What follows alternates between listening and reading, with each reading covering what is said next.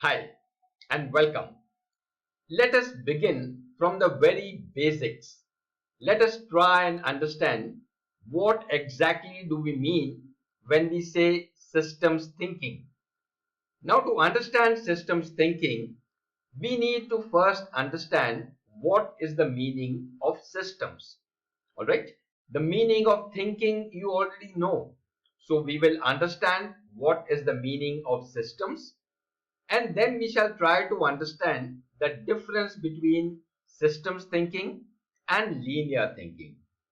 You see, sometimes to understand light better, we first need to understand what is darkness. So therefore, I will explain to you systems thinking by explaining the difference between linear thinking and systems thinking.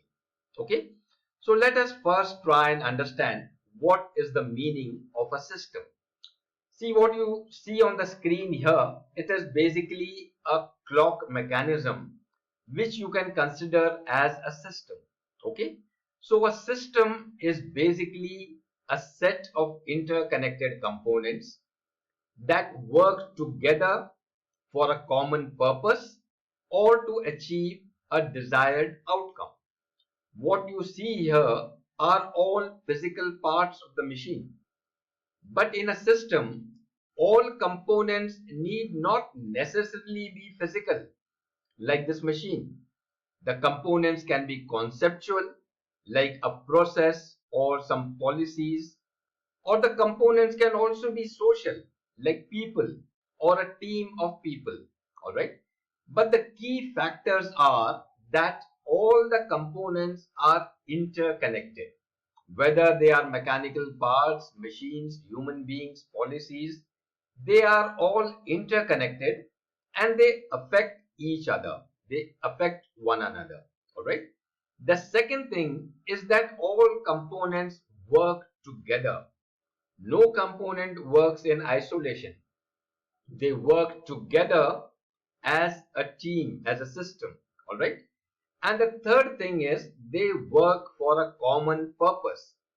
For each of the component in the system, the purpose is common and they work to produce some desired outcome or some desired output. All right. So the spirit of the system, when you look at the spirit of any system, the spirit does not reside in the components. The individual components do not mean much. What matters is that how the components interact and affect each other over a period of time. We'll understand this better as we proceed. Okay? If you look around your environment, wherever you are, if you look around, you will see that everything is either a system in itself or it may be a component and a part of a bigger system. For example, let us look at yourself. Look at your body. Your body itself is a system made up of different organs, all right? And all these organs work together to keep you alive. That is their purpose. If you look around, your family is a system where you may be a component. Your wife, your husband, your children, your parents, they are the components of your family. Not only them, the ethos, the policies of your family, the furniture in your home, your TV, your fridge, all of them form part of a system which is called your family. Then if you move little ahead, the housing society where you live, that housing society also is a system where your family becomes a component. In your family, you were a component, but when you look at the housing society, your family becomes a component. And then when you look at the town where you live, your housing society becomes a component of that system, which is called as a town. And if you look at your city, your country, the globe as such, the universe, all these are systems. Okay. Even if you look at a coffee shop, when you're going to the market, if you look at a coffee shop is also a system. Let us try and understand a coffee shop as a system. All right. What are the components of this system called as a coffee shop? The components are the staff, the people who work there. Then the coffee machines, the equipment which is there in the shop, that also is a component of that system. Then the ingredients, the raw materials which are used for making the coffee and the beverages. Then the menu and the pricing, that are the policies of the coffee shop. They also form part of that system, isn't it? Then the training and the schedules, the staff is given the training. Some policies are laid down, some schedules are laid down. That is the process. That also is a part of that system. Then of course the customers, they are the external agents, but they also are a part of that system. Got it? So the people, equipment, materials, policies, processes, the external agents, all these together, they form a system which is called as a coffee shop. Got it? Now, what is the purpose or the desired outcome of the system? What do you expect from the system? The purpose or the outcome is to provide beverages and good service to the customers in a profitable and sustainable way. All right. The aim is not to just generate profit for a short period of time and run away. That profit has to be sustainable month after month and years after years. All right. So, in this definition of a system, all right, the primary three things that come to your mind, first is the set of components that work together. The second thing is the feedback loop, which will reveal whether the system is working properly or not.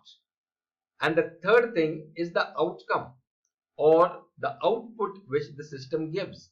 These are the main three primarily, you look at these things when you look at a system. So how does the components interact or work together in a coffee shop? If you are considering the coffee shop as a system, then how do the components interact? See, the staff uses the machines and the ingredients to make the drinks. All right. So the machines, the ingredients, and the staff, they interact. Then the service quality leads to customer feedback. How the quality of your product is, that will create a customer feedback, and the customer feedback in turn will affect the service quality. If the customer feedback comes out that the quality of the service is not good, then you will have to improve that. So that is how the feedback loop works. And if the demand increases, then you may have to increase the staff and the inventory, the material, isn't it? So that is how they are connected and they work together.